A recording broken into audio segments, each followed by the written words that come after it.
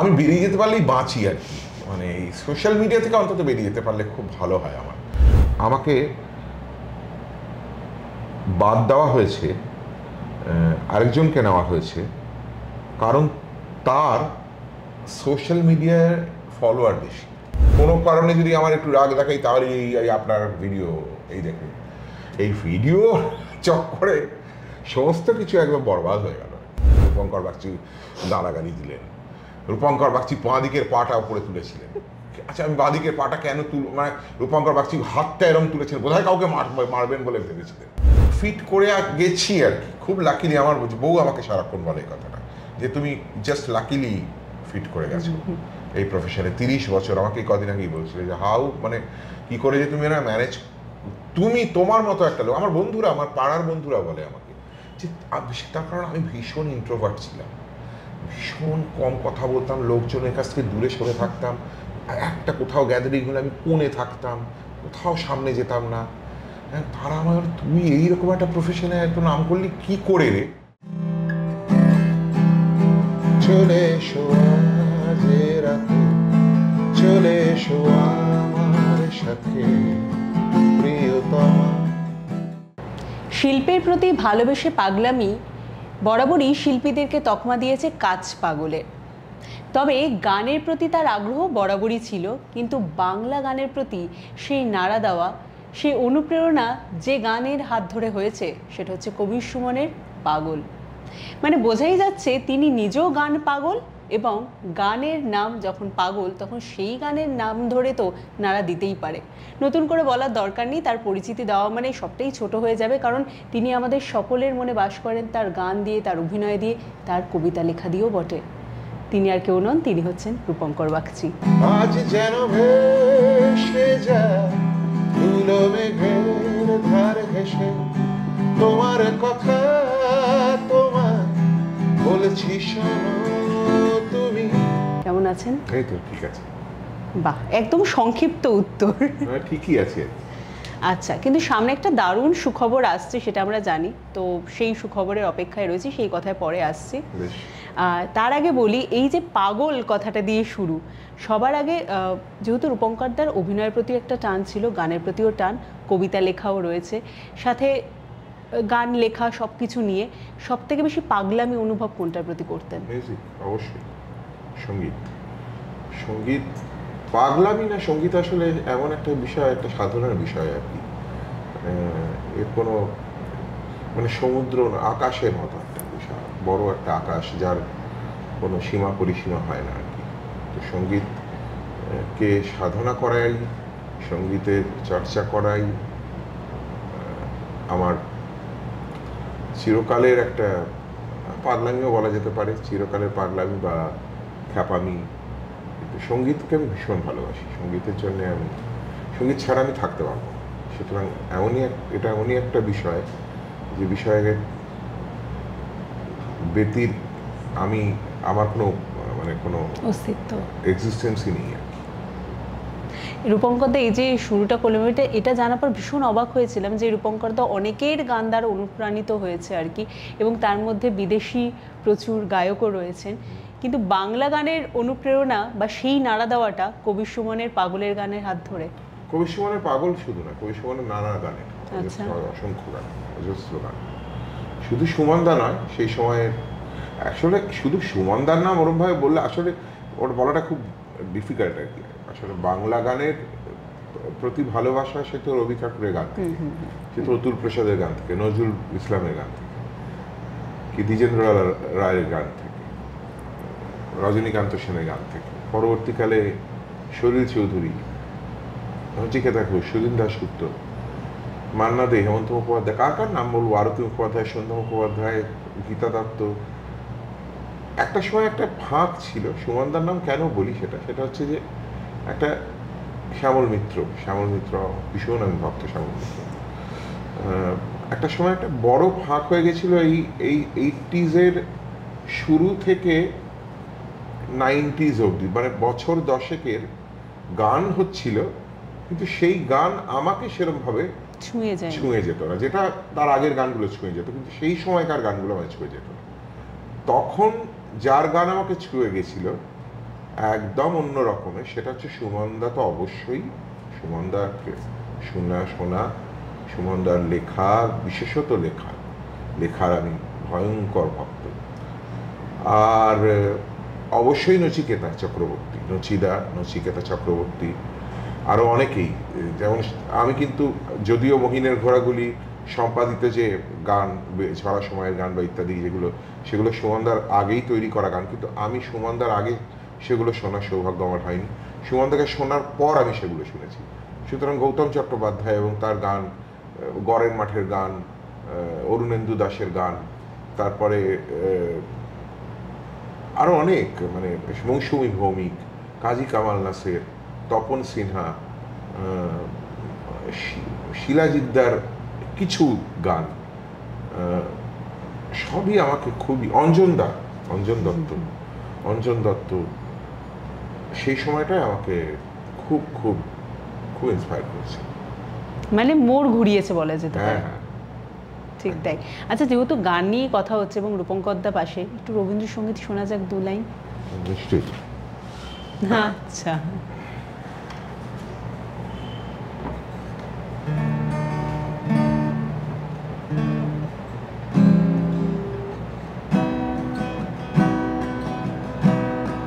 আমার এই পথ চাওয়াতে আনন্দ,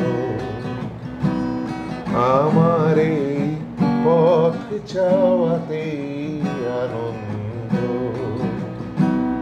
খেলে যায় রৌদ্র ছায়া, বর্ষা আসে বসন্ত, আমার এই পথ চাওয়াতে আনন্দ। বেশ আনন্দ পেলাম, এই শুরুটাই এত সুন্দরভাবে হলো আর কি। আচ্ছা রূপঙ্করদা, এই সূত্র ধরেই বলি, আমি যখন বললাম রবীন্দ্রসঙ্গীতের কথা এবং তুমি টুক করে, আচ্ছা আমি আপনি থেকে আবার তুমিতে চলে এলাম, মানে কথা বলতে বলতে এই দাদা বোনের ব্যাপারটা চলে এসেছে, তো টুক করে যে নিয়ে গিটারটা। রবীন্দ্রসঙ্গীত মানে আমাদের মাথায় কিন্তু একটা ধারণা থাকে যে আমরা একটা গতে বাঁধা জায়গাতেই এগোতে হবে। সে ধারণা কি এখন আর আছে? না, অনেকটাই ভেঙেছে, অনেক রক কালচারের মধ্যেও ঢুকে যাচ্ছে। এখন বোধহয় সেরকম ভাবে নেই, কারণ এখন অনেকেই তো অন্যরকম ভাবে রবীন্দ্রনাথের গান করছেন। সেটা ছিল এক সময়, আমি যখন গান বাজনা শুরু করেছিলাম তখন 90s-এর শেষটায় বা 2000-এর শুরুতে কিছুটা ছিল, কিন্তু তারপর তো অজস্র অনেক রকম অনেক পরীক্ষা নিরীক্ষা হয়েছে রবীন্দ্রনাথের গান নিয়ে, এবং হবে নাই বা কেন, উনি এমনই একজন সৃষ্টিকর্তা যার কাজ নিয়ে পরীক্ষা নিরীক্ষা করার মতো মেটেরিয়াল রয়েছে, সেখানে পরীক্ষা নিরীক্ষা হবে। তবে একটাই কথা আমার বলা, সেটা হচ্ছে যে কিছু সঙ্গীতের ক্ষেত্রে, যেমন ওয়েস্টার্ন ক্লাসিক্যাল মিউজিকের ক্ষেত্রে, ইম্প্রোভাইজেশন আলংকারিকভাবে এলে ভালো, মানে যদি অলঙ্করণ করতে গিয়ে ইম্প্রোভাইজ করতে হয় সেটা ভালো, কিন্তু গানের সুরের ক্ষেত্রে ইম্প্রোভাইজেশনটাকে আমি খুব একটা সাপোর্ট করি না। মানে আমি কখনোই আমার এই পথ চাওয়াতে আনন্দটা অন্য একটা নোট লাগাতে চাই না। আমি হয়তো একটা কর্ড চেঞ্জ করতে পারি, আমি হয়তো একটা, মানে যেহেতু ধরা যাক সবসময় তার সানাই বাজছে কিংবা সারেঙ্গি বাজছে রবীন্দ্রনাথের গানে, সেই গানে হয়তো আমি একটা ইলেকট্রিক গিটার ব্যবহার হতে পারে, কিন্তু সেটা হতে পারে, কিন্তু গানের সুরটার পরিবর্তনটা আমি সমর্থন করি। আচ্ছা, বেশ। রবীন্দ্রসঙ্গীত বুঝলাম, গজলের প্রতিও একটা অদ্ভুত টান রয়েছে রূপঙ্করদার, সেটা যদি একটু শুনি। গজলের প্রতি টান মানে আমি ওই সময়টাই, যে সময়টায় 10টা বছরের কথা বলছিলাম না, বাংলা গান আমাকে সেরকমভাবে আকর্ষণ করতো না। সেই সময় আমি খুব হিন্দি গানেরও ভক্ত, ভীষণ প্রবল হিন্দি সিনেমা গানের ভক্ত। আমি রেডিওর ভক্ত, অ্যাকচুয়ালি রেডিও শুনে বড় হয়েছি তো, মানে রেডিও বিবিধ ভারতীতে হিন্দি গান, মানে আমি রেডিও কানে নিয়ে বসে থাকতাম আর কি, সারাক্ষণ গান শুনতাম। গতকাল গুরু পূর্ণিমা ছিল, আমি ছবি দিয়েছি একটা রেডিও, কারণ আমার গুরু হচ্ছে রেডিও। যদিও আমি অনেকের কাছে গান শিখেছি, কিন্তু আমার সবচেয়ে বড় গুরু হচ্ছে রেডিও, আকাশবাণী। তো সেই সময় ওই গজল, বিশেষত জগজিৎ সিং, একটা ভয়ঙ্কর ইনফ্লুয়েন্স, জগজিৎ সিং এবং চিত্রা সিং দুজনের গান আমাকে ভয়ঙ্কর ইনফ্লুয়েন্স করেছিল, ভীষণভাবে। এতটাই ইনফ্লুয়েন্স করেছিল মেহেদি হাসানও, গোলাম আলীও, পঙ্কজ উদাসও, তালাত আজিজও, সবাই, কিন্তু জগজিৎ সিংয়ের মতো নয়। জগজিৎ সিং একটা মানে ওনার ওই গলার ব্যারিটোন, ওনার ওই ভয়েস, ওনার ওই থ্রোয়িং, ওনার খুব সহজ সুরের শয়তানি, যাকে যেটা সুমনদার একটা গানের ব্যবহারের জন্য এই শব্দটা এই জাস্ট বাক্য বন্ধটা ব্যবহার করলাম, সহজ সুরের শয়তানি, এই শয়তানিটা আমি মজে গেছিলাম জগজিৎ সিংয়ের গানে আর কি। এবং সেটা এতটাই মজেছিলাম যে আমি কিছুদিন উর্দু শেখা শুরু করলাম, উর্দু শিখতে শুরু করলাম এবং গজল গাইতামও তো অনুষ্ঠানে। তখন আস্তে আস্তে যখন আমি প্রোগ্রাম করতে শুরু করলাম 94-94-এর শেষে 95-এ, তখন কিন্তু আমি মূলত মানে হিন্দি গান করি, বাংলা গান করি, কিন্তু আবার কিছু কিছু আমি হোটেলেও গান গেয়েছি। আমি মানে গজল একদম একদম পুরো হারমোনিয়াম নিয়ে, পাঞ্জাবি পাজামা পরে, মাথা গায়ে শাল দিয়ে, মানে একদম হোটেলে গান গেয়েছি, মানে বারে গান গেয়েছি আর কি। সেটা গজল গজল গজল গেয়েছি। গ্র্যান্ড হোটেলের একটা খুব বড় একটা মেহফিলে কি ছিল একটা, এখনো আছে নিশ্চয়ই, সেখানে আমি 3 মাস আমি ওখানে মানে রেগুলার পারফর্ম করতাম আর কি। প্রত্যেক দিন গান গাইতাম এবং সেটা 8:30 থেকে 9:30-10টা অবধি আমাকে পারফর্ম করতাম। তো সেটা একদম একদম গজল। এবং আমি অন্য অনেকের গানই গাইতাম, মেহেদি হাসানেরও গান গাইতাম, গোলাম আলীরও গান গাইতাম, কারণ সে অনুরোধ আসতো প্রচুর। কিন্তু মূলত আমার মানে মানে ইচ্ছে থাকতো বা গাওয়ার মানে একটা চার থাকতো জগজিৎ সিংয়ের গান গাওয়া। এবং সেটা কি কোথাও একটা কবিতা লেখাতেও ছাপ ফেলেছে? কবিতা লেখার সাথে আবার আমার নানা প্রতিবাদ জীবন আর কি। হ্যাঁ, এই জীবনটার সাথে, কবিতা লেখার জীবনটার সাথে আবার এই জীবনটার কোনো মিল। আচ্ছা। সেটার সাথে আবার কফি হাউস রয়েছে, সেখানে আবার অন্য রয়েছে, সেখানে আবার ডেমোক্রেটিক সোশ্যালিস্ট পার্টি রয়েছে, সেখানে আবার কমিউনিজম রয়েছে, এখানে ওখানে আবার প্রচুর আতলামি, মানে সে তখন বিপ্লবের কথা অনেক নানা রকম, সেটা আবার অন্য একটা জগৎ, সেটা অন্য জগৎ ছিল। কবিতা লেখা আমি অন্যভাবে আমার কাছে এসছে আর কি। যেহেতু আমি কলেজ মানে হেয়ার স্কুলে পড়তাম 11-12, এবং তারপরে কলেজ ছিল সিটি কলেজে, এই 5টা বছর আমার কলেজ স্ট্রিটে কেটেছে, আমাকে একদম কলেজ স্ট্রিট অঞ্চলে, এবং কফি হাউস এবং সেখানে সাহিত্য, নাটক, থিয়েটার, পথনাটক, রাজনৈতিক মিছিল, সমস্ত কিছু মিলিয়ে মিশিয়ে একটা, সেটার আবার একটা আমি নানা রকম অ্যাম্বিয়েন্সের মধ্যে নিজেকে বড় করেছি আর কি। মানে এটার সাথে কিন্তু কোনো গজলের সম্পর্ক নেই, এটার সাথে আমার কোনো হিন্দি সিনেমা গানের সম্পর্ক নেই, বা বাংলা আধুনিক গানের কোনো সম্পর্ক নেই। তখন গণসঙ্গীতের, সলিল চৌধুরীর গান, বা ধরা যাক সুমনদার গান, সুমনদার কিছু গান, হ্যাঁ, তখন আমরা শুনছি। এবং সেই সমাজ বদলে দেওয়ার গান, যে ক্যালকাটা কোয়ারের গান, ক্যালকাটা ইউথ কোয়ারের গান, এই সমস্ত গান, বা আইপিটি এর গান, এই ধরনের গান তখন আমার সেটা বলে আমার একটা অন্য অরা। মানে রূপঙ্কর দা, আমরা যেটা শুনতে পাই যে অভিনেতারা তাদের এই অভিনয়ের জীবনের মাধ্যমে বারবার বাঁচেন এবং নানা চরিত্রের মাধ্যমে। রূপঙ্কর দা কিন্তু ব্যক্তিগত জীবনে নানান চরিত্রের মধ্যে দিয়ে বেঁচেছে। হ্যাঁ, আমি অনেক রকম জীবন যাপন করেছি এবং সেই কারণে আমার কাছে সবসময় মনে হয়েছে যে বিভিন্ন সময়টাকে এনজয় করা এবং কোথাও পৌঁছানোটা আমার খুব একটা বড় কথা, লক্ষ্য নয় আর কি। মানে আমার এই জার্নিটা is more important than reaching somewhere. হ্যাঁ, মানে এই যে জার্নি, আমার যে চলাটা চলছে, হ্যাঁ, সেই চলাটাকে আমি ভীষণ এনজয় করেছি। সেটা আমার ছোটবেলা থেকেই হোক, আমি কোনো কিছুর জন্য রিপেন্টেন্স নেই, মানে আমার সমস্ত সময়টাকেই আমি, মুহূর্তগুলোকে আমি এনজয় করেছি। সে কারণে আমি যখন কোভিড হয়েছিল তখন আমি একটা লাইভ করতাম ফেসবুকে, লাইভটার নাম ছিল life is beautiful. Life is beautiful কেন বলতাম, প্রথমত একটা ছবি, একটা ইটালিয়ান ছবি থেকে ইন্সপায়ার্ড হয়ে নামটা নিয়েছিলাম। হ্যাঁ, কিন্তু কেন, কারণ জীবন যতই খারাপ সময় হোক না কেন, যতই আপস অ্যান্ড ডাউনস থাকবেই, এটা খুব স্বাভাবিক, প্রত্যেকের জীবনে থাকে, এবং খারাপটাই বেশি থাকে, ভালোটা খুব অল্প থাকে, এটা সবার জীবনে। এটা কারোর, কেউ এরকম নেই যে শুধুমাত্র ভালো, মানে যার যে কোটি কোটি টাকা রোজগার করে কোটিপতি হয়ে বসে আছে, সেও যে খুব ভালো আছে, সুখে আছে বলতে পারবে না, শান্তিতে আছে বলতে পারবে না। সুতরাং জীবনটাকে এনজয় করাটা, সেই খারাপ সময়টাকেও, তার মধ্যে থেকেও আমি তো অনেক নির্যাস পেয়েছি। মানে কোভিডের সময়টা ধরা যাক, ওই সময় কেন আমি ওটা লাইফটা করছিলাম এই কারণে, আমার নিজেরও মনে হচ্ছিল যে আমি একটু মানুষের কাছে পৌঁছই। আর আমি তাদের কথা ভাবছিলাম যারা হয়তো আমার এখন সোশ্যাল মিডিয়ার যারা অডিয়েন্স হন তারা যে আমার লাইভ শোতে আসেন আমি সেটা একটু গুলিয়ে ফেলি, আমি ঠিক আমার মনে হয় না তারা ওখানে থাকে না, কিন্তু তারা বোধহয় পার্টিকুলার সোশ্যাল মিডিয়ার অডিয়েন্স। কিন্তু এই যে সোশ্যাল মিডিয়া যারা আমায় পছন্দ করেন তাদের সাথে তারা তো একটু খুব বোর্ডামের মধ্যে তাদের দিন কাটছিল, ঠিক সেই সময়টা আমি তাদেরকে একটু একটু আনন্দ দিতে চেয়েছি এবং বলতে চেয়েছি তখন একটা সময় মনে ছিল না যে আমাদের বোধহয় ঠিক হবে না কিছু, একদমই তাই। হ্যাঁ এত মানুষ মারা যাচ্ছে, এত কিছু, মানে সারা পৃথিবী একদম আশার আলোচনা কোথাও নেই, স্তব্ধ হয়ে গেছে।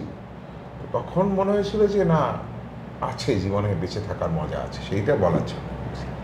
ঠিক, আমি এই পয়েন্টটাতেই আসতাম রূপঙ্কর দা। বহু বছরের এই জার্নি এবং তুমি যবে থেকে প্রোগ্রাম করছো আর কি, 30 একটা ভীষণ মার্কেবল একটা জার্নি।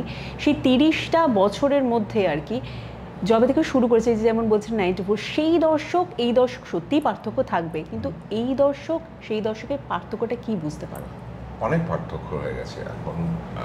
আগে কি হতো, আগে মূলত সবাই আমার, ধরা যাক আমি আমার নিজের ব্যক্তিগত গানের কথাই বলছি, আমার যারা ভক্ত ছিলেন বা আমার যারা গান শুনতেন তারা ক্যাসেট বা সিডি দোকান থেকে গিয়ে কিনতেন, 25 টাকা হোক, 30 টাকা হোক, 100 টাকা হোক, সেটা খরচ করে তারা কিনতেন এবং তারা একটা পার্টিকুলার রেডিও স্টেশনে রেডিওতে গান শুনতেন।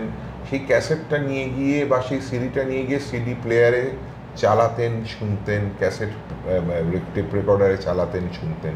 একটা পার্টিকুলার সময় ছিল যে আমি এখন এই গান শুনবো আর কি, আমি সবসময় গান শুনবো তা কিন্তু নয় একেবারে। কিন্তু এখন আমরা সবসময় গান শুনছি এবং সেই সবসময় গান শুনছি এবং সমস্তটাই ফ্রিতে শুনছি, আমার কিছুই লাগছে না।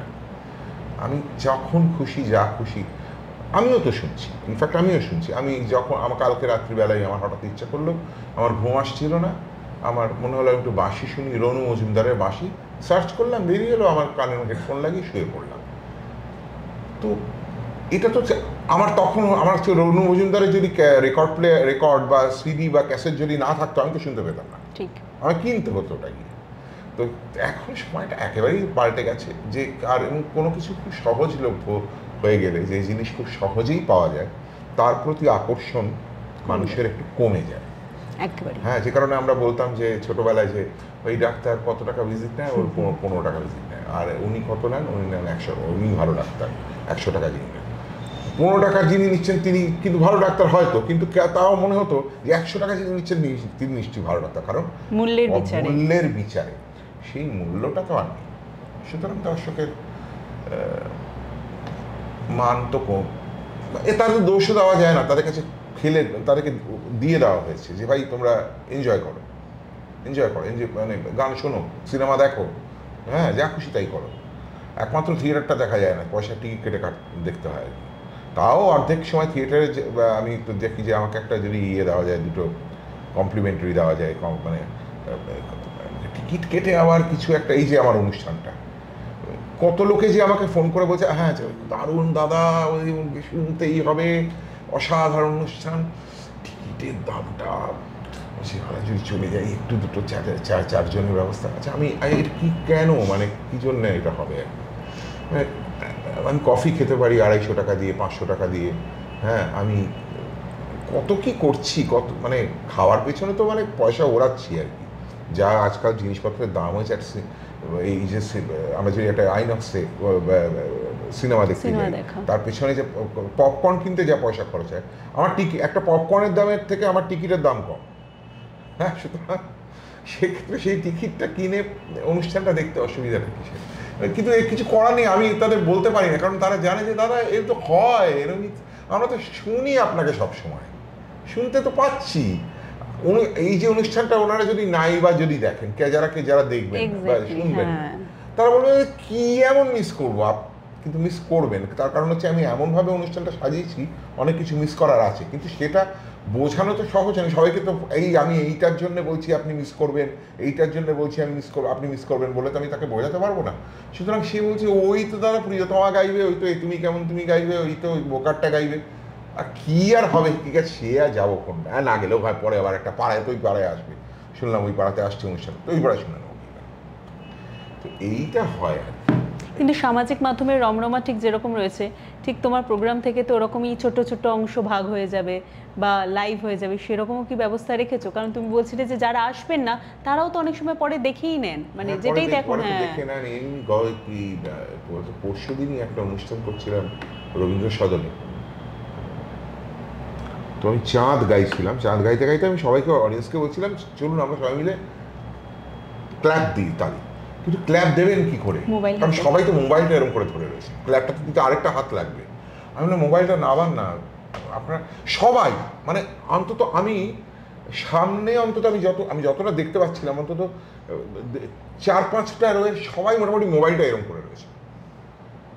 তো কি করে, আচ্ছা উনি তো গান যখন শুনছেন, উনি তো সেই সময় লাইভটা শুনবেন, আমাকে দেখবেন আমি কি করছি, ওটা আবার বাড়িতে নিয়ে গিয়ে বা পরবর্তীকালে অন্যকে শেয়ার করে কি লাভ, মানে কি আর হবে আলাদা করে, মানে আমি কেন লাইভটা শুনবো না, মানে আমি কেন মোবাইলটা রেখে বন্ধ করে দিয়ে আমি শুনবো বা দেখছি উনি কি করছেন বা গাইছেন, ভুল গাইছেন কি ভালো গাইছেন কি খারাপ গাইছেন, সেটা আমি নিজে এখন ফিল করি।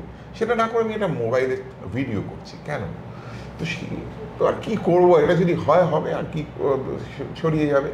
কিন্তু এটার তো একটা পজিটিভ দিকও রয়েছে, যারা মুহূর্তটা বন্দি করে রাখছেন তাদের ক্যামেরায়, সেটা হয়তো পরবর্তী সময় তারা আবার, মানে এখন তো শুধু কি হয়, আমরা তো লাইভ শো করে থাকি, আমাদের তো লাইভ শো করেই জীবন চলে, এবং আমাদের এখানে অন্তত পশ্চিমবঙ্গে, মানে এটা বম্বে নয় কিন্তু, যে লতা মঙ্গেশকর বা শ্রেয়া ঘোষাল কিংবা অরিজিৎ সিং কি আশা ভোসলে কি কিশোর কুমার কি মোহাম্মদ রফি, তারা অনুষ্ঠান না করলেও তারা যে রেকর্ডিং করে যে টাকা রোজগার করেন, সেই টাকা রোজগার করে তাদের চলে যায়। বা মিউজিশিয়ানসরা একটা সময়, এখন নেই আর, একটা সময় সমস্ত মিউজিশিয়ানসরা যে লেভেলের স্টুডিওতে কাজ করতেন, এখন প্রোগ্রামিং এসে গিয়ে সেই সমস্ত অ্যাকোস্টিক মিউজিশিয়ানসের অবস্থা খুবই খারাপ, তারা শো এর ওপরই নির্ভর করে থাকেন। সেটা তো আমাদের এখানে কোনোদিন ছিল না বা থাকেনি। আমাদের ভীষণ অনুষ্ঠান নির্ভর একটা ইন্ডাস্ট্রি, শো নির্ভর ইন্ডাস্ট্রি। আমি যা 30 বছর ধরে যা অর্থ উপার্জন করেছি, তার 75% অর্থ আমি অনুষ্ঠান করে রোজগার করেছি, বাকি 25% এই রেকর্ডিং করে বা শুটিং করে বা অন্য কাজকর্ম করে হয়েছে। 75-75% হচ্ছে প্রোগ্রাম। এবং কত শয়ে যন্ত্রসঙ্গীত শিল্পী এবং সাউন্ড ইঞ্জিনিয়ার এবং যারা লাইট করছেন, তারা এই পেশাতেই বেঁচে রয়েছেন। অনুষ্ঠান হয়, এবার যদি লাইভ ভিডিও যদি সারাক্ষণ হতে থাকে, ক্রমাগত যদি ভিডিও হতে থাকে, সেই ভিডিও দেখতে দেখতে দেখতে দেখতে ইউটিউবে সেই ভিডিওটা এসে গেল পুরো একটা গানে। তো আমি তো আর আরেকটা শোতে গিয়ে আরেকটা অন্য জামা প্যান্ট পরতে পারি, এছাড়া গানটাও আমি কত অন্যরকম গাই। বা আমার যে সাথে যিনি গিটার বাজান, তিনি কত অন্যরকম বাজাবেন, তার তো মুখ চেহারাটা একদম পাল্টে যাবে না, তার আমাকে তো দেখতে হঠাৎ করে ঋত্বিক রোশনের মতো হয়ে যাবে না, আমিই থাকবো। সুতরাং এখন এগুলো বললে লোকে বিরক্ত হয়। আমি একবার দুবার একটা দুটো অনুষ্ঠানে বলেছি, ক্লোজ ডোর মানে অডিটোরিয়াম অনুষ্ঠান, এমনি ওপেন শো তো বলাই যায় না, বললে শুনবেও না লোকে, শুনবেও না। ক্লোজ ডোর অনুষ্ঠানে বলেছি, অডিটোরিয়াম, যে করবেন না, তাতে কেউ শোনেনি আমার কথা। এবং আমি যদি মানে বলি যে না, এবার আমি যদি রেগে যাই, তাতে ক্যাওস বাড়বে, আর কিছু না। ভেবেছি আর বলে কোনো লাভ নেই, যা করছে করবে। জীবনকে যিনি এত শান্তভাবে দেখেন, তার প্রথম মিউজিক অ্যালবামটা তো আটলান্টিসের হাত ধরে, মানে আটলান্টিকের মতোই তার মাথা কি ঠান্ডা? আমার মাথা ঠান্ডা বিশেষ নয়, মাথা ঠান্ডা খুব একটা নয়, কিন্তু এখন বোধহয় বর্তমান সময়কে মাথায় রেখে সেটা ভেবে চলতে হয় নাকি? ভেবে তো চলতে হয়, বিশেষত সোশ্যাল মিডিয়ার জন্য। এই যেমন গতকালই ঘটনা একটা হচ্ছিল, আমার মেয়ে আমায় বলছে কি হয়েছে, আমরা চোখ দেখাতে গেছিলাম, মানে আমি, আমার স্ত্রী এবং আমার মেয়ে। অ্যাকচুয়ালি আমার মেয়ের জন্যই গেছিলাম, কিন্তু আমি এবং আমার স্ত্রীও একটু দেখিয়ে নিলাম আমাদের চোখ চেক আপ করা। ফিরছি বাড়িতে, ফেরার সময় গাড়িটা ঢুকেছে আমাদের গলিতে, একটা রিক্সা এসে, ওখানে টোটো চলছে এখন, টোটো এসে দাম করে গাড়িটাতে মারলো। তো এবার স্বাভাবিকভাবেই আমার ড্রাইভার নিচে নেমে গিয়ে তার সাথে ঝগড়াঝাটি করছে।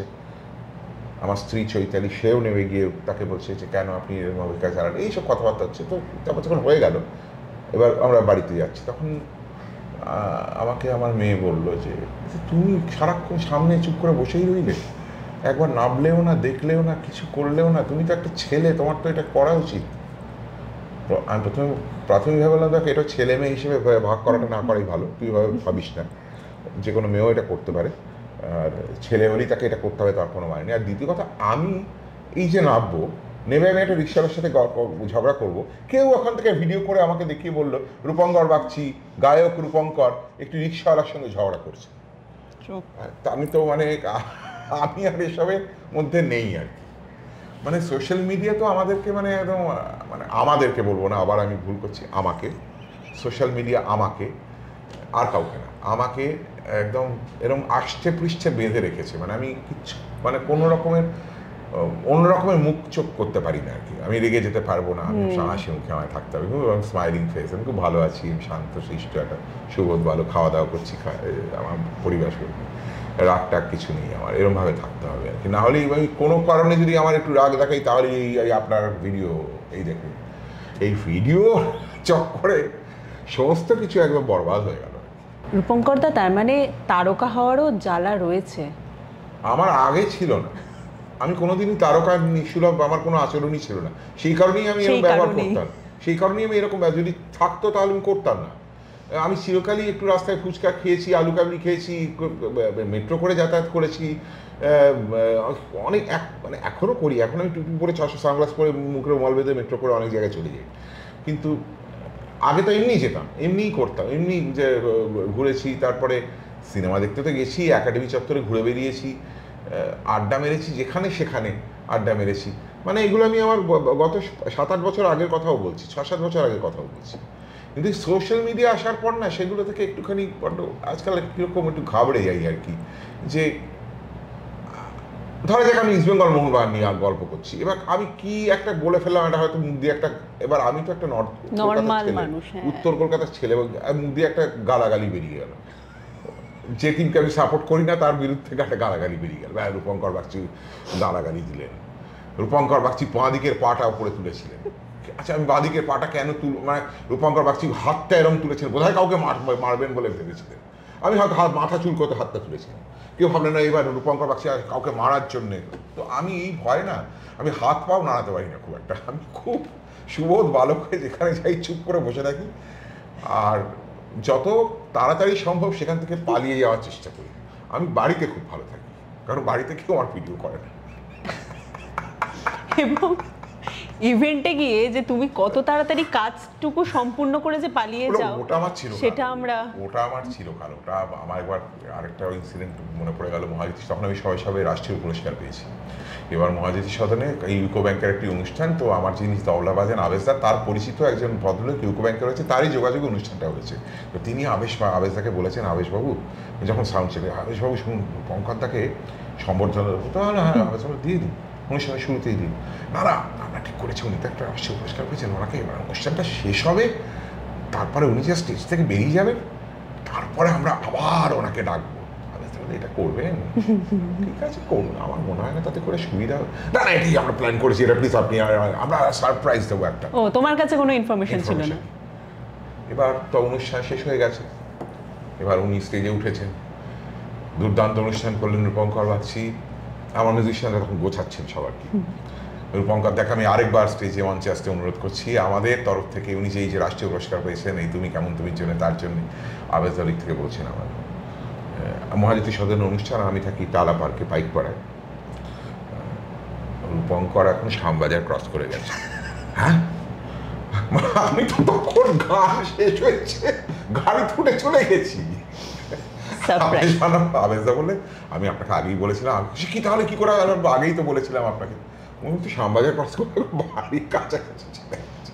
মানে তোমাকে সারপ্রাইজ দেওয়ার কথা, নিজে সারপ্রাইজ হয়ে গেছে। অপূর্ব। আর এই যে সামাজিক মাধ্যম নিয়ে এখন এতক্ষণ ধরে আমরা কথা বলছিলাম, তার মানে সামাজিক মাধ্যমে তুমি বাড়িতে ঠিক যেরকম মানুষ রূপঙ্করদা, এবং কখনো কখনো আমরা কাজের ফাঁকে তোমাকে যেভাবে আর কি দেখি, তার বাইরে গিয়ে সামাজিক মাধ্যমে তোমাকে দেখতে সবাই বলে এই তুমি কেমন তুমি। হ্যাঁ, তাই তো বলে, তুমি কেমন তুমি বলে। তার কারণ হচ্ছে আমি যে সামাজিক মাধ্যমটা একটা খুব বড় একটা ঝামেলা। আর এটা না, আমার এই সামাজিক মাধ্যমের প্রতি ঝোঁকটা আমার তৈরি হলো হচ্ছে এই কোভিডের সময়। হ্যাঁ, 2020 থেকে সবার। হ্যাঁ, তার আগে আমার খুব আর ছিল না। মানে আমার অনুষ্ঠানের মানে প্রমোশন আমি কোনো কালে করতাম না। এই হঠাৎ করে ওই সময়টা মানে এত 2 বছর কি করব কি করি, টেলিভিশন দেখা, এই ওটিটি দেখা, রাত্রিবেলা সিনেমা দেখা, এখনও তার প্রভাব রয়ে গেছে। এখনও ঘুমোতে পারি না 2:30 3টের আগে। মনে হয় যেন একটা সিনেমা না দেখলে বা একটা ওয়েব সিরিজ না দেখলে আমার জীবন একদম শেষ হয়ে গেল। হ্যাঁ, মানে ওটা ছাড়া আমি জীবনে কিছু মানে এইটাই ওই সময়টা হয়েছে। আর এই মোবাইলে দেখা, এই ফেসবুক, ইনস্টাগ্রাম ইত্যাদি এসব একটা এদেরকে বেরিয়ে যেতে পারলে ভালো হয়। এখন আমাকে যারা ম্যানেজ করে আর কি, ইভেন মাস্টাররা বলে যে দাদা বেরিয়ে গেলে হবে না, কারণ পোস্ট করতে হবে, তোমাকে করতে হবে, বলতে হবে, কথা বলতে হবে। আমি বেরিয়ে যেতে পারলেই বাঁচি আর কি। মানে এই সোশ্যাল মিডিয়া থেকে অন্তত বেরিয়ে যেতে পারলে খুব ভালো হয় আমার। কিন্তু বেরোতে পারছি না এই একটা কারণেই, যে আমাদের কাজের সঙ্গে এটাও খুব ওতপ্রোতভাবে জড়িত হয়ে গেছে। আজকাল না অনেক এরকমও হচ্ছে, আমি এটা শুনলাম একটা, মানে এটাও একটা অভিজ্ঞতা, আমার জীবনে এরকম অভিজ্ঞতা হয়নি। একটি অনুষ্ঠানে মানে আমাকে বাদ দেওয়া হয়েছে, আরেকজনকে নেওয়া হয়েছে, কারণ তার সোশ্যাল মিডিয়ায় ফলোয়ার বেশি। হ্যাঁ, মানে সোশ্যাল মিডিয়া মানে তার ফলোয়ার বেশি, এবং সে নানা রকম জামা কাপড় পরে নানা রকম ছবি দেয় সারাক্ষণ। ইনস্টাগ্রামে বিশেষত, ইনস্টাতে, অন্য কিছু তো না, ইনস্টাতেই বলেছিল, ইনস্টাতে ফলোয়ার বেশি, প্রচুর ছবি দেয় এবং প্রচুর অনেক কিছু অ্যাক্টিভিটিস করে আর কি, মানে সারাক্ষণই অ্যাক্টিভ আর কি। তো আমি সেটা আমাকে আমার ম্যানেজার বললো আর কি, মানে আমার যে বলে দাদা এই কারণে বললো, তুমি বুঝতে পারছো তোমায় কী করতে হবে? আমি তো এইগুলো করতে পারবো না, যতটুকু আমি গান গাইতে পারি। এখন আমি তারপর ওর ইয়েতে গিয়ে দেখলাম যে, আমি তার নাম বলছি না, এবং সে দেখি আমার থেকে অনেক বাচ্চা ছেলে একটি, হ্যাঁ মানে সবে গান মানে একটু পপুলার হয়েছে, অত্যন্ত বাচ্চা ছেলে, জুনিয়র ছেলে, আমার সন্তানের মতো প্রায় বলতে গেলে, আমার মেয়ের থেকে একটু বড় আর কি। তো দেখলাম সে তার মানে অন্তত 12 থেকে 13টা পোস্ট পার ডে। এবার 12 থেকে 13টা পোস্ট ইনস্টাগ্রামে করার মতো আমার কাছে কোনো মেটেরিয়ালই নেই, আমি কি করব? তাছাড়া সময়ও তো একটা সময় যদি থাকেও আমি মানে ওটা করতে পারবো না। আমি একটা গান গাইতে পারি ইনস্টাগ্রামে, আর একটা রিল বানালাম, একটা গান গাইলাম, এছাড়া কি করব? ও শুয়ে রয়েছে, ও উঠছে, ও খেতে যাচ্ছে, ও বেরোচ্ছে, এবং খুব ভালো ভিডিওগ্রাফি। আমি তো ভাই আমার এই মোবাইল দিয়ে আমাকেই মানে সেলফি মোডে করতে হবে, আমাকে করে দেওয়ার লোক নেই। ওকে কেউ একটা ভিডিও করছে, আমি সেটা দেখলাম যে ওকে ভিডিও করা হচ্ছে, ক্রমাগত বেরোচ্ছে, গাড়িতে উঠছে, গাড়িতে ওটা এডিট করেছে, সেগুলো আবার ছোট ছোট 30 সেকেন্ডের রিলে এডিট, মানে গাড়ির দরজা খোলা, গাড়ির দরজা, এত কিছু ইম্পসিবল। সোশ্যাল মিডিয়ার ফলোয়াররা তো প্রভাব ফেলে অভিনয়ের জীবনেও, শুনছি তো তাই। সেই জন্য কি তোমাকে মিস করছি বহুদিন? কি জানি, আমি তো মানে অঞ্জনদার ওই শেষ চলচ্চিত্র এখনের পর আমাকে আর কেউ ডাকেনি কোনোদিনই। আমি মাঝখানে সবাই অঞ্জনদাকেই একবার বললাম আমাকে আরেকটা সুযোগ দিন, অঞ্জনদা বলো দেবো, আর তো কিছু বলেননি। আর বাকি অনেকের সাথেই গান গাওয়ার সূত্রে কথা হয়, বা কোনো ছবির প্রিমিয়ারে গান গেয়েছি, সেখানে গেছি হয়তো, তাদেরকে মাঝে মধ্যে বলি এই দেখুন আমি এখানে অ্যাক্টিং করেছি, বলেছি একবার দুবার, বন্ধু হিসেবেই বলেছি। ভাবছি বলে আর কেউ কিছু বলে। রূপঙ্করদা, নিজের ঢাক নিজেকে পেটানো, এই কথাটাই কি বিশ্বাসী? কারণ বর্তমান সময় তো সেটাই দাঁড়িয়েছে। কোনোদিন পেটাইনি, কিন্তু এখন তো দেখছি তাই পেটাতে হবে নিজের ঢাক নিজেকে। কোনোদিন নিজের ঢাক নিজেকে পেটাতে হয়নি। আমি কারোর কাছে কোনোদিন আজ পর্যন্ত মানে 30 বছর হয়ে গেল কোনো মিউজিক ডাইরেক্টরকে আমি আজ পর্যন্ত ফোন করে বলিনি আমাকে কাজ দেবেন। আমি কাজ নিজের ক্ষমতায় পেয়েছি। হ্যাঁ, কিন্তু এখন হয়তো আমাকে এই বয়সে এসে হয়তো ফোন টোন করতে হয় আর কি, বা করতে হবে হয়তো বলেই আমার মনে হয়, কিংবা তার সাথে প্রডিউসারদের সাথে মিট করতে হবে, বা তাদের সাথে চা খেতে হবে, বা তাদের পার্টি। আমি পার্টিও খুব এনজয় করি না, খুব ভালো লাগে তা নয় আর কি, মানে খুব বোর লাগে, ভীষণ বোর লাগে। মানে কখন ওখান থেকে চলে যাব সেটা ভাবি আর কি, খুব এনজয় করতে পারি না আর কি। সেটা তো আমার নিজের অপারগতা, আমি স্বীকার করে দিচ্ছি। এখন আমার কিছু ড্রব্যাক তো রয়েছে, সেগুলো ওভারকাম করতে পারি কিনা সেটা ভবিষ্যৎ বলবে। এটা কি ড্রব্যাকই বলবে নাকি বলবে যে মুখোশটা পড়তে পারোনি? কারণ তুমি সহজ স্বাভাবিক আছো বলেই হয়তো মানুষ তোমাকে সেইভাবে দেখছে। যারা এটা করছে তাদেরকে আমি তো এরকমভাবে খারাপ বলতে পারি না, মানে তাদেরকে আমি, সেটা তাদের ক্ষমতা, তাদের ক্ষমতাই এবং ট্যালেন্টটা আমার নেই, আমি এটাই মনে করি। হ্যাঁ, ওর কই খবর যারা করছে তাদের সেই ক্ষমতাটা আছে।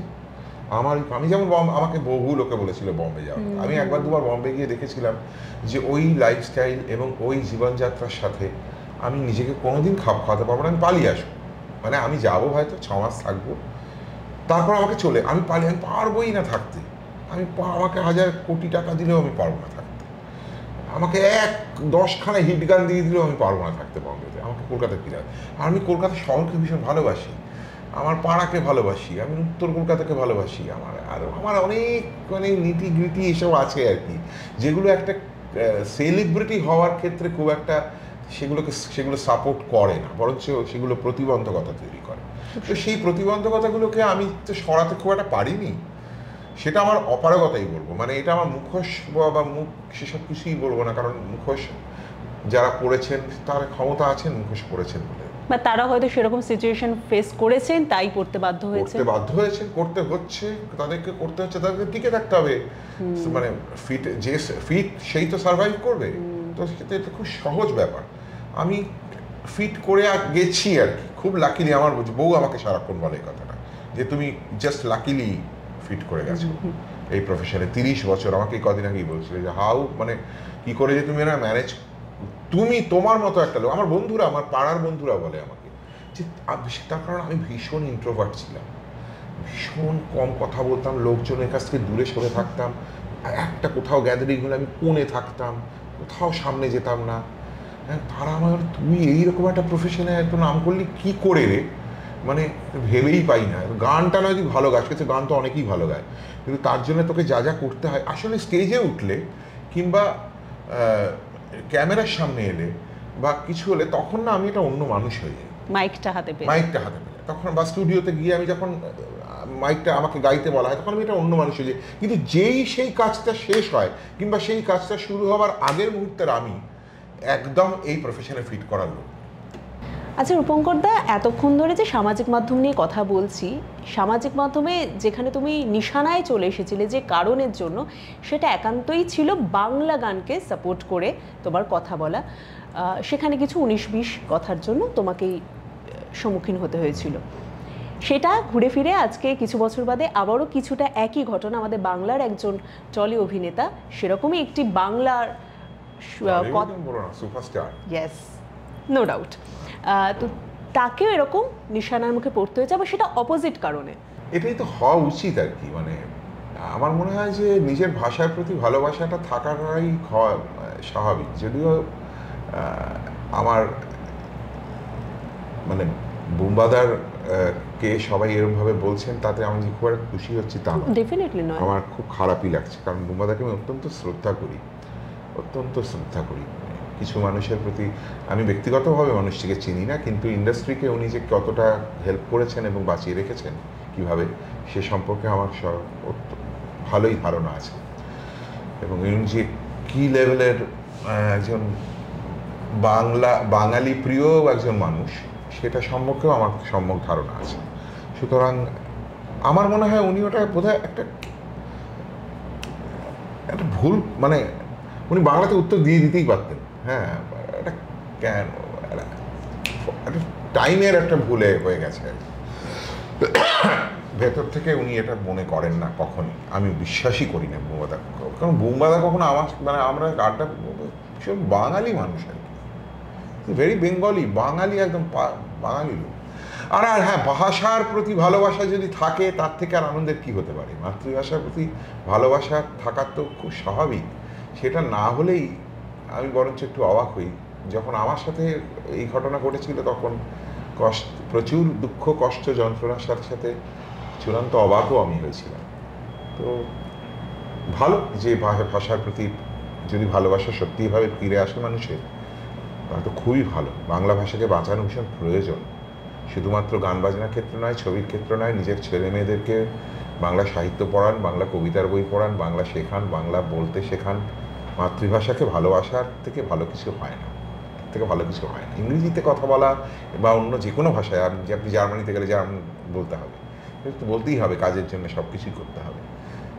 আপনি দিল্লি উত্তরপ্রদেশে কাজ করতে গেলে কি আপনি ওখানে বাংলাকে হিন্দিতেই কথা বলতে হবে, তো স্বাভাবিক ব্যাপার।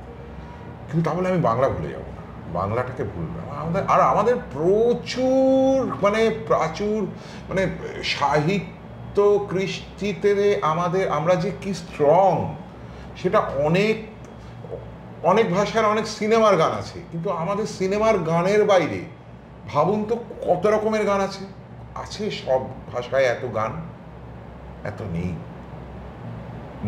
আমি লিখে দিতে পারিনি আমাদের যা আছে।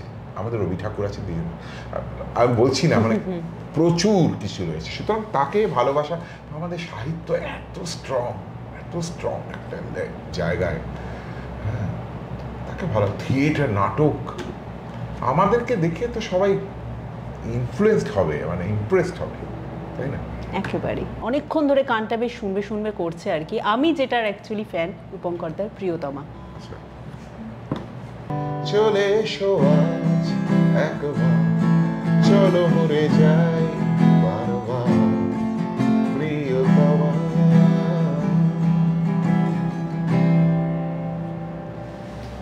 গানটা শেষ হয়ে গেল, আমার শুধু মনে হলো এই গানটা কেন শেষ দিয়ে শেষ করলাম না, আবেশটা রয়ে গেল। এই একটা মুহূর্তে মনে হচ্ছে কলকাতা ভেসে যাচ্ছে, যাক আমি এই গানের সাথে ভেসে যাই। থ্যাংক ইউ সো মাচ রূপঙ্করদা। এবার তোমাকে একটুখানি সেই গানগুলোর সামনে দাঁড় করাবো যে গানগুলো তুমি দর্শকদেরকে একেবারে মন জয় করে নিয়েছিলে, যে গানগুলোর মাধ্যমে। তো প্রিয়তমা, সেটার একটুখানি গল্পটা শুনি। প্রিয়তমার গল্প, প্রিয়তমা একটা গান ছিল নোরা জোন্সের একটা গান, কাম অ্যাওয়ে উইথ মি বলে একটি গান। তখন নোরা জোন্স সবে গ্র্যামি পেয়েছে, তো আমি ক্যাসেটটা কিনে নিয়ে এসে বাড়িতে শুনতে শুনতে এই গানটার আমি এত ভক্ত হয়ে গেলাম, ক্রমাগত শুনে যাচ্ছি বারবার করে শুনতে এই গান, কাম অ্যাওয়ে উইথ মি টুনাইট, এই ছিল গানের প্রথম দুটো লাইন। সেটার একটা বঙ্গানুবাদ গানটার পুরোটার আমি করে আমি ভাবি যে এই একদম ওই সুরে বাঁধা, যে এই গানটা এরকমই থাক, এটা লেখাটা। তারপরে সপ্তাহখানেক বাদে আমার মনে হলো যে না, এই গানটাকে একটা অন্য সুর দেওয়া যায়, যদি দেওয়া যায় কেমন হয়। তো তারপরে প্রিয়তমা তৈরি হলো। এবার এখন নানা প্রশ্ন করে আমাকে অনেকে। একবার আমার মনে আছে বেহালা সরস্বতন একটা অনুষ্ঠানে গেছি, একটি মেয়ে এসে জিজ্ঞেস করলো, প্রিয়তমাটা তুমি মানে কেন লিখেছিলে, কীভাবে লিখেছিলে? এখন আমার কাছে এই সমস্ত উত্তরগুলো সব টেকনিক্যাল উত্তর আর কি। এই যেমন তোমায় বললাম যে নোরা জোন্সের এই গানটা শুনলাম, শুনে তারপর একটা বঙ্গানুবাদ করলাম, তারপর সুর করলাম, ও তাতে স্যাটিসফাইড হচ্ছে না আর কি উত্তরে।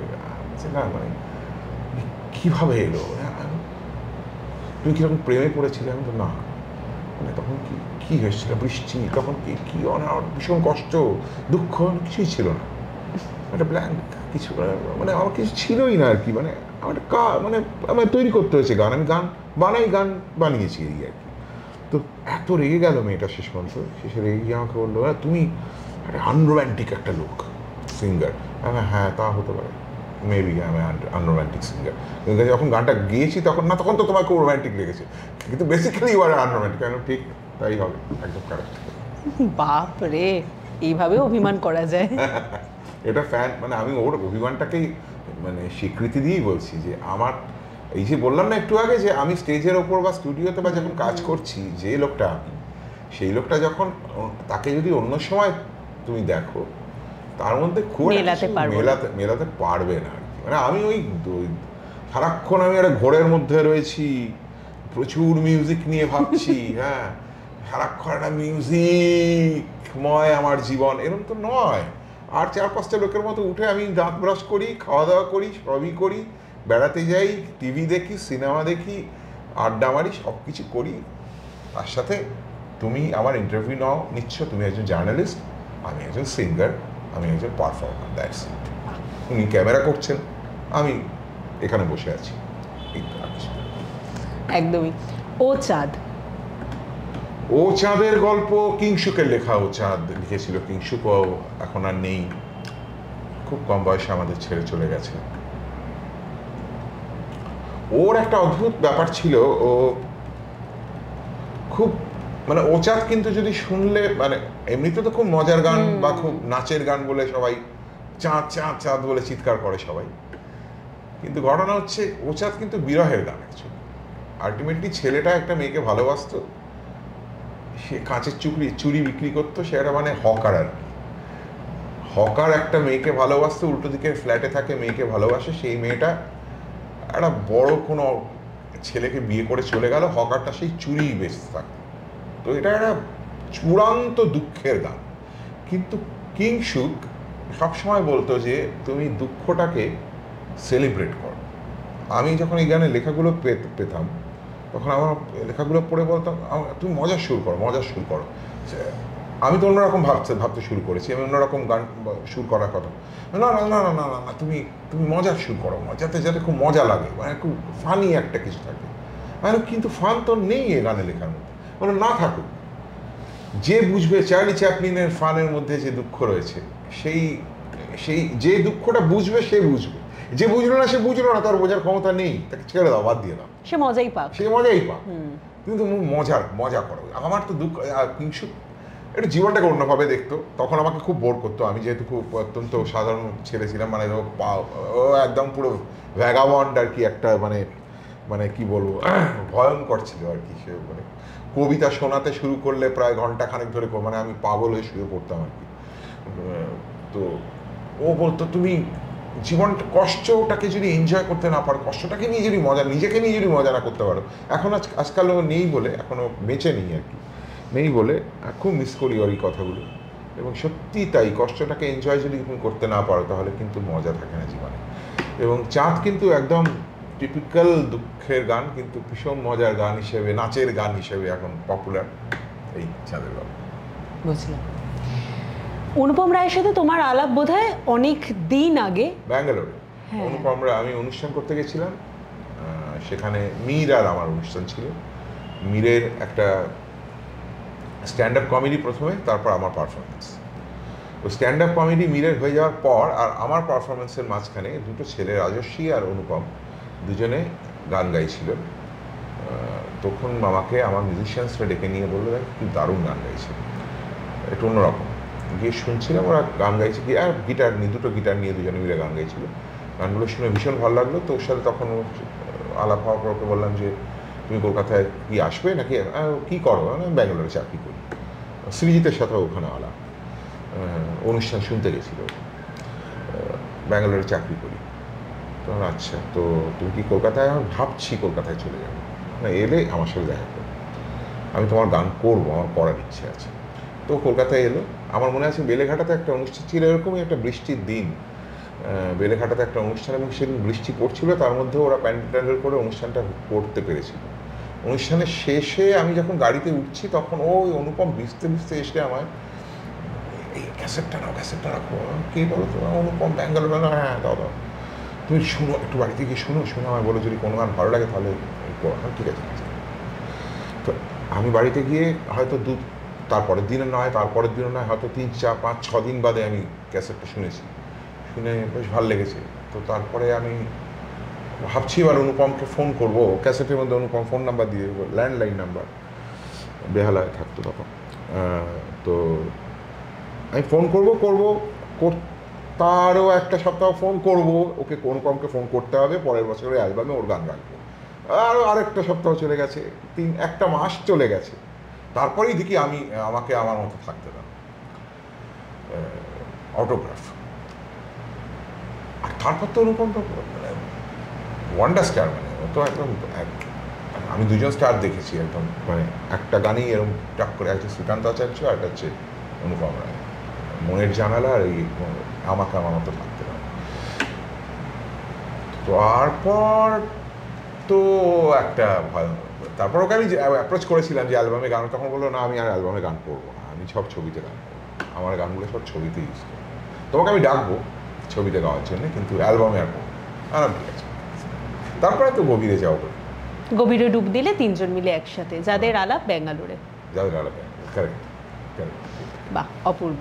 এবং শেষ, যেটা দিয়ে শেষ করবো বলেছিলাম, সেটার তো গল্প শুনবো। এবং একেবারে শুরু যেটা দিয়ে করেছিলাম, যদি দর্শকদের মনে থাকে, এতক্ষণ আড্ডার পর, কবির সুমন, এই তুমি কেমন তুমি। এই তুমি কেমন তুমি গল্প আমি ফ্যামিলি নিয়ে বেড়াতে গেছিলাম, বোধহয় হিমাচলে ছিলাম, মানে আইডি ইন্দ্রদীপ দাশগুপ্ত আমাকে ফোন করেছিল, ও পুরো অ্যারেঞ্জমেন্ট করছিল জাতিস্বরের। ও আমাকে ফোন করে বললো যে সুমনদার দুটো গান তোমাকে গাইতে হয়। কি বলছো, এ তো আমার কাছে হবে, আমি কি চলে আসবো?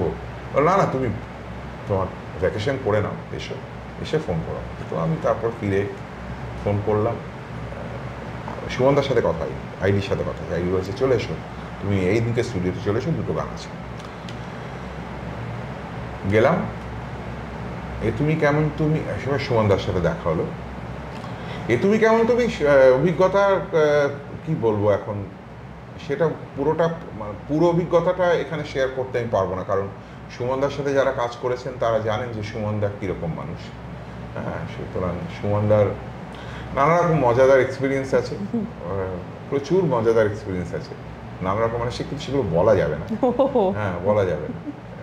তো এইটুকু শুধু আমি বলতে পারি যে আমি, হ্যাঁ, গানটা একটা টেকে গাওয়ার পর সুমনদা আমাকে বললেন, সুমনদা আমাকে তুমি তুমি করে কথা বলতেন, উনি আমায় বললেন, হ্যাঁ রূপঙ্কর আপনি দারুণ গেয়েছেন। ওই আপনিটা শুনে আমি বুঝতে পারলাম আমার গানটা হয়নি, তখনই আমি বুঝে গেছিলাম আপনি দারুণ গেয়েছেন ভাই, দারুণ গেয়েছেন। এত অভিব্যক্তি তো আমার চাই না। আমি জীবনে প্রথম এই শব্দটা শুনলাম, তার কারণ আমি সারা জীবন ধরে প্লেব্যাক সিঙ্গিং যখন করে এসেছি বা বেসিক গানও গিয়েছি, তখন সবাই আমাকে বলেছে যে তোমার এক্সপ্রেশনটাই হচ্ছে তোমার আসল, হ্যাঁ, অভিব্যক্তিটাই হচ্ছে তোমার আসল। কিন্তু এই লোকটা অন্য কথা বলছে, উল্টো কথা বলছে। এত অভিব্যক্তি আমার চাই না, কমাতে হবে, টোন ডাউন করতে হবে। এত কষ্ট, এত প্রেম, এত তুমি তোমার বাড়িতে গিয়ে তোমার বউকে বা তোমার প্রেমিকার সাথে দেখাও, এই গানে দেখাতে হবে না, স্টেটমেন্টের মতো দাও। তো তারপরে আমি সিরিয়াসলি বলছি, গানটা গাওয়ার পর তুমি আমার ফার্স্ট টেকটাও ছিল, তারপরে আরও দুটো টেক নেওয়া হলো, সেকেন্ড টেকটা রাখা হয়েছিল। সেকেন্ড টেকটা কিন্তু আমার তখন শুনে আমার বারবারই মনে হচ্ছিল ফার্স্ট টেকটা বেটার। সেটা আমি বলার সাহস পাইনি সুমনদাকে, কারণ ওখানে সৃজিত মুখোপাধ্যায় ছিল, উনিও কোনো সাহস করতে পারছিলেন না। সুমনদা থাকলে না কারোর কিছু সাহস থাকে না আর কি, মানে উনি যা কাণ্ড কারখানা করতে পারেন, সবাই চুপচাপ থাকাই শ্রেয়। হ্যাঁ, তো আমার মনে হচ্ছিল বাবা লাঞ্চে খেতে খেতে আমি জাস্ট একটু বলে, সুমনদা এবার ফার্স্ট টেকটা তো রয়েছে, একবার আপনি পরে আমি চলে যাওয়ার পর একবার যদি শুনে দেখেন, চুপচাপ খাও, আর কোনো কথা নয়, সোজা শটান বাড়ি। তারপরে যখন আমাকে আইডি হোয়াটসঅ্যাপে আমাকে গানটা মিক্স হওয়ার পর পাঠালো, তখন আমি বুঝলাম যে হোয়াট ইজ দ্য ডিফারেন্স। মানে ওটা আমার তখন ভালো লাগছিল বটে, কিন্তু এটার যে আলাদা, এটা যে একটা অন্য গান হয়েছে, যে অন্যরকম একটা গলা বেরিয়েছে আমার, অন্যরকমভাবে আমি গেয়েছি, সেটা সুমনদা আমাকে গাইয়ে নিয়েছে। সেটা কিন্তু যদি ফার্স্ট টেকটা থাকতো, আমি জানি না, হয়তো সেটাও ভালো লাগতো। সেটা অনেক মাখা মাখা, অনেক ভালোবাসায় ভরা, অনেক এটার মধ্যে এটা কিছু ভালোবাসা থাকে না, একটু কিছু সত্যি ভালোবাসায় অত দেখাতে হয় না। হ্যাঁ, এটা না সত্যি ভালোবাসার গান হয়ে গেছে। সুমনদা কিন্তু গাইয়ে নিয়েছিলেন আমাকে, নয় আমার অনেক ওভার অ্যাক্টিং হয়ে যেতে পারে। আমার আগের টেকটা অনেক ওভার অ্যাক্টিং ছিল, কিছু এক্সপ্রেশন ছিল, এটা একদম এক্সপ্রেশন লেস গাওয়া, কিন্তু এটা এত সুন্দরভাবে, অল ক্রেডিট গোজ টু কবি সুমন। এটা উনি না থাকলে, এটা সৃজিতও বলতো না কিছু, আমি জানি, কেউ কিচ্ছু বলতো না, বলতো ওটাই ঠিক আছে। একমাত্র কবি সুমনই একমাত্র পারেন যে কেন এটা ভালো, ওটা কেন খারাপ। ওনার নলেজ, ওনার জ্ঞান, ওনার জ্ঞানের পরিধি কোনো তুলনাই হয় না কারোর সাথে। এই যে এতক্ষণ ধরে এত গানের গল্প শুনলাম, সেই গানের গল্পগুলো যারা শুনলেন আমার মনে হয় তারা অপেক্ষা করে আছেন 18ই জুলাইয়ের জন্য। হ্যাঁ, মানে একেবারে গিয়ে এতগুলো গানের সমাহার নিয়ে কি তুমি থাকছো তাদের জন্য? এতগুলো গানের সমাহার নিয়েই থাকছি, এবং তার সাথে আরো আমি এমন অনেক কিছু গান গাইবো যে গানগুলো আমি কোনোদিন অনুষ্ঠানে আজ পর্যন্ত গাই, মানে অন্য কারোর গান। হ্যাঁ, যে গানগুলো আমাকে সমৃদ্ধ করেছে, এবং আমি একটা যে করেছি, আমার যেরকম সেট আপ থাকে, আমার যেরকম সাউন্ড বেরোয় আমার অনুষ্ঠানে, সেই সাউন্ডটাকে পুরো আমি ভেঙে দিয়েছি। আমার পুরো পিয়ানো, একটা অ্যাকোস্টিক গিটার, একটা কাহন, আর একটা বেস গিটার, আর ব্যাকিং। আমি খুব হারমোনি ভালোবাসি, ব্যাকিং ভোকাল নিয়ে হারমোনি করে অনুষ্ঠানটা করছি। ওই খুব জগঝম্প মিউজিক থাকবে না, খুব সফট, ভীষণ সফট একটা মিউজিক থাকবে। হ্যাঁ, মানে আপনারা চাঁদও যখন শুনবেন সেটাও যেরকমভাবে আমি অনুষ্ঠানে গাই তার থেকে একদম ডিফারেন্ট চাঁদ শুনতে পাবেন আর কি। এবং আরেকটা জিনিস আমি করেছি, সেটা হচ্ছে আমি খুব মিক্স অ্যান্ড ম্যাচ করেছি। মানে যেমন আমি একটা বলেই দিচ্ছি এখানে, সেটা হচ্ছে ধরা যাক চাঁদ গানটা যেহেতু বললাম, চাঁদের সাথে আমি আর.ডি. বর্মনের একটা হিন্দি গানের মিক্স করেছি, ম্যাচ করেছি। হ্যাঁ, সেটা কি বলবো না, সেই গানটা কি বলবো না, কিন্তু মানে দুটো গানই একসাথে হবে আর কি। ব্যাস, এবার তো আমার জানতে বেশ ইচ্ছা হচ্ছে যে সেই গানটা কি গান। এই চমকটা জানার জন্য 18ই জুলাইয়ের অপেক্ষা, কোথায় কখন? হ্যাঁ, জ্ঞানমঞ্চে 18ই জুলাই আমার এই অনুষ্ঠানটির নাম হচ্ছে 30টি বৃষ্টি। খুব ভজঘটনাও আমি দিয়েছি নামটা, কারণ 30 বছরকে মাথায় রেখে। 30 বছরকে মাথায় রেখে। কেন বসন্ত নয়, কেন গ্রীষ্ম নয়, কেন শীত নয়, তার কারণ হচ্ছে বৃষ্টি আমার বড় বেশি ভালো লাগে। বৃষ্টিতে আমার প্রেম হয়েছিল, বৃষ্টিতে আমার বিয়ে হয়েছিল, বৃষ্টিতে আমি ভিজতে ভালোবাসি, বৃষ্টিতে আমি বেড়াতে যাই, কারণ বৃষ্টিতে শো কম থাকে, সে কারণে বৃষ্টিতে আমি বেড়ানোর সুযোগ পাই আর কি। তো সেই কারণে বৃষ্টিতে না, আর অনেক মানুষের অনেক অসুবিধা হয় বৃষ্টিতে, এই বিষয়ে কোনো সন্দেহ নেই, কিন্তু আমার বৃষ্টিতে একটু রোম্যান্টিকতা, আমার মতো একটা আনরোম্যান্টিক লোকেরও একটু রোম্যান্টিকতা পায় আর কি। তো সেই কারণে বৃষ্টি আমার একটু বেশি প্রিয়। 30টি বৃষ্টি অনুষ্ঠানের নাম। 30টা বছর যেহেতু আমি পার করলাম আমার কেরিয়ারে, এই অনুষ্ঠানটি ড্রিমার্স প্রেজেন্স করছেন, এবং আমাদের event mass curated by event mass, Bengal web সলিউশনের ডিজিটাল পার্টনার। অনুষ্ঠানটা একটু অন্যরকমের হবে। আমরা জাস্ট সেলিব্রেট করবো আমার 30টা বছর। সুজয় প্রসাদ চট্টোপাধ্যায় আমার কলিগ, আমার বন্ধু, ও সেদিনকেও আমার সাথে আলাপচারিতা থাকবে। শুধুমাত্র আলাপচারিতা ওকে করতে না করেছি, ও একটু কবিতা পাঠও করবে আমার মনে হয়, ওকে রিকোয়েস্ট করেছি। তো দেখা যায়, এই হচ্ছে অনুষ্ঠান। আপনারা আসুন, দেখুন, শুনুন, এই সময়টা কাটান। বৃষ্টি হতে পারে 18ই জুলাই, তবুও আসুন। আমি ভেবেচিন্তেই করেছি বৃষ্টির মধ্যে 18ই জুলাই। একদমই তাই। তাই শেষটা অবশ্যই যারা তোমায় চেনে, যারা তোমায় চেনে না, সবার একটাই প্রশ্ন থাকবে তোমার কাছে, তুমি কেমন? তুমি কেমন?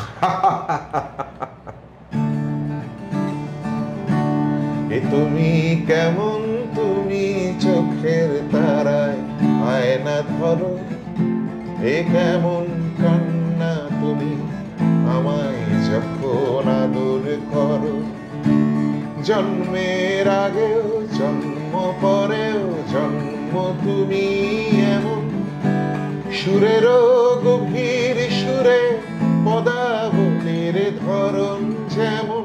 সাদরে মানুষেরা তোমাকে জানাচ্ছে আহ্বান, তার কারণ তুমিও জানাচ্ছ তাদের। হ্যাঁ, অফ কোর্স, 18ই জুলাইয়ের জন্য।